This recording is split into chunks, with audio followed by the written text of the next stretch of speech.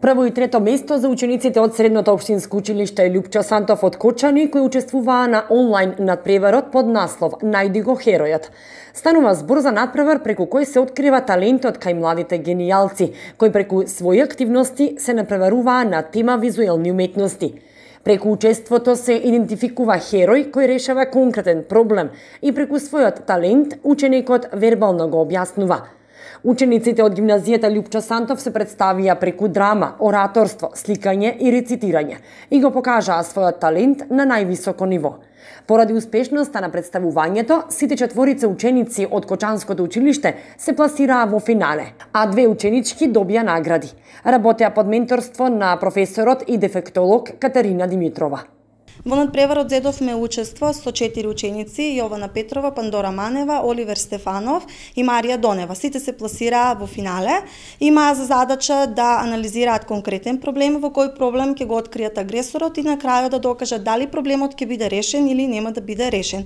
Покрај оваа активност имаат и дополнителни задачи кои што беа организирани и структурирани од страна на комисијата за избор на победниците и се покажаа на највисоко ниво. За тоа говори и успехот кој што го постигнаа учениците, односно Пандора Манева го освои првото место, а Јована Петрова го освои третото место. Сакам да им посакам многу идни успеси, бидејќи тоа се ученици кои што учествуваат не само во овие активности и во Еразмус проекти и да се покажат и докажат во тоа што се највешти. Пандора Манева освои прво место, кое и донесе парична награда од 500 евра, како и 3-месечен коучинг програм за развој на емоционалната интелигенција.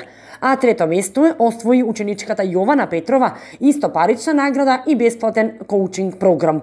Конкуренцијата била доста силна, но ученичките успеале во својата замисла.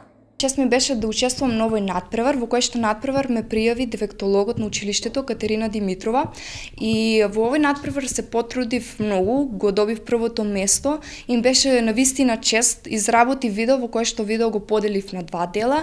Првиот дел беше за богатите луѓе во Африка, вториот дел беше за сиромашните или поточно гладните деца во Африка. Инаку со дефектологот на училиштето Катерина работиме со многу Еразмус проекти и многу други активности во училиштето. Целта на видеото беше да ја представиме или да ги поттикнеме луѓето да помогаат на оние кои што се загрозени случаи во светот, односно тоа се гладните деца во Африка. Во овој надпревар учествував под менторство на професорката Катерина Димитрова, која што е дефектолог во нашето училиште. Со помош на низината поддршка и мојата храброст го поминав овој месец. Се представив со едно видео во кое што прикажав една изгубена личност во овој голем свет. На почетокот личноста е окупирана со лошите работи во светот, меѓутоа на крајот таа повторно станува дете и успева да ги преживее ситуациите во светот и исто така да се пронајде себе си во овој голем свет. Надпреварот започна на 2 мај и траеше до 30 мај, а истиот е во организација на IQ Excellence и програмот за развој на емоционалната интелигенција и таленти, мали и возрастни генијалци.